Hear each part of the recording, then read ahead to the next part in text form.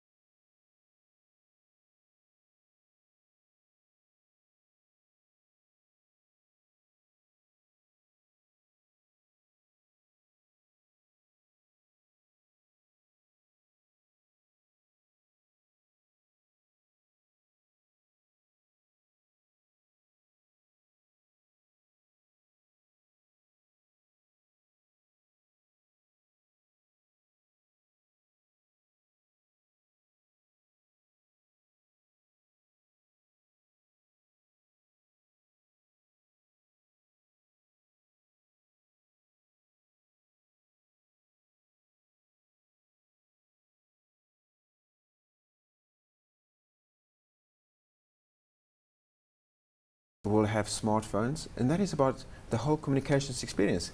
It's about social media, it's about instant messaging, it's not just a phone anymore. It sounds as though you've had this debate very convincingly with the management at Vodafone to hold on to Vodacom. We're the only company in the Vodafone group that's Vodacom, and it's not going to change. Vodacom is there for a long, long time. Some analysts, and particularly here I mentioned the head of ICT and telecoms at Frost & Sullivan, saying that your branding strategy hasn't been made very clear. How do you respond to that criticism? Yeah, so there are phases to this. So firstly, we've been blue and grey and many different colours and green for a long time. So we first need to repaint ourselves. So in April, the first couple of weeks, it's all about changing the colour and creating the awareness. But thereafter follows a second phase where we start delivering on more specifically on the other pillars, the network, the value, the experience. So yeah, at the stage it might not be clear, but after this phase, from say the third week in April, you'll see a lot more about the rest. Shareholders, when I tweeted today that you were going to be on the show, I had a couple of responses immediately saying, please ask Pieter Uys why he hasn't given more money back to shareholders. Are we as shareholders going to reap the benefits of this rebranding strategy? Are you confident that it will filter through to the end shareholder? So the first thing is we at the moment in a closed period.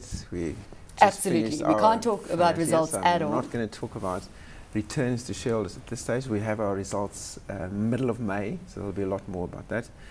But in the end, if the customer service and the network and the customer experience is really better, there will be a direct benefit to shareholders in the end. And I strongly believe that we are well positioned to deliver on those three pillars. It's not just a once-off, 1 April event. This is something that we've been building up. The whole company internally is transforming, and we can talk a little bit about that. The network, we are spending more on the network. We're spending on the customer experience, not just in the call center, but in the stores, on social media. You're going to double the number of 3G base stations out there. Yeah, so today, in order to improve connectivity. It is all about the best network experience. So it's not about just giving a 3G broadband experience to those that are fortunate enough to live in Sandton. It is about getting a broadband experience to as many South Africans as possible. Today we have 10 million out of our 25 million customers using data.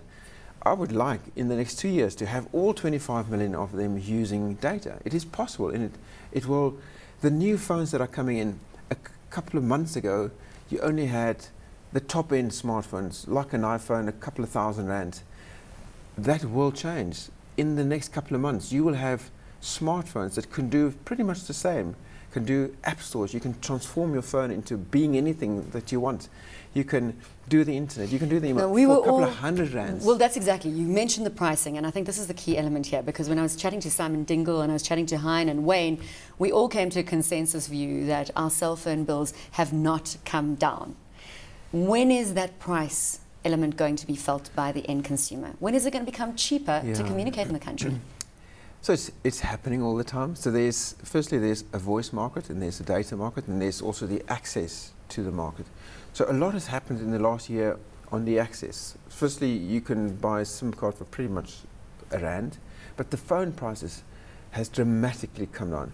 We now sell a phone with a full QWERTY keyboard without a contract, just the phone, QWERTY keyboard, color screen, games, everything on there for 99 Rand. That is unbelievable. So penetration, there is still a lot of room for penetration in South Africa. It will happen. Then they mentioned in the previous discussion that contract customers hasn't felt it. If you wind back the clock to May last year, Interconnect came down on the 1st of March last year.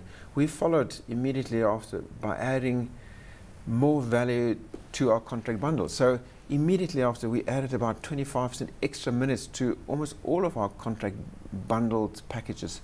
So definitely value comes through. If I take our voice revenue and all the voice minutes on the network, the price per minute over the last year compared to the previous year has come down by almost 20%. So somebody is definitely paying We're less. not seeing that filtering through to our cell phone because you're talking bills. more. And Obviously we are. We're taking advantage of those lower packages.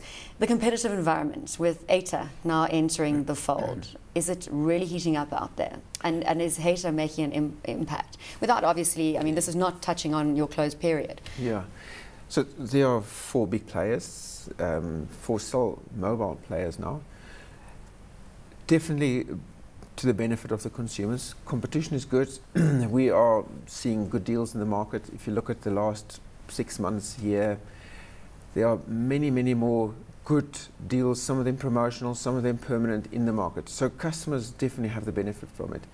It also, we have to step up our game. So a lot of what we're doing is because customers have a bigger choice. And you've got the biggest share. I mean, you're 70% of this market in South Africa. So not 70. If you look at the total mobile market, we on revenue 53, 54%. I stand corrected. So 54% of the South African market revenue is in your space. Yeah. So you're still the lead operator. Yeah, and we want to make sure that as the leading operator, our customers also get the leading service. So we will continue to invest. We'll step up our investment in the network. So we touched a little bit on the network. So we have over 4,000 3G base stations. We want to widen it. We want to deepen the coverage so that your experience is the best. We had Vodafone come here in December last year, and they do this all around the world. They don't tell us, they just come and they test the networks. They also test our competitive networks. And we came out on the data side, tops in that survey that they did. The best throughputs on average in the country, the best turnaround times on data throughput.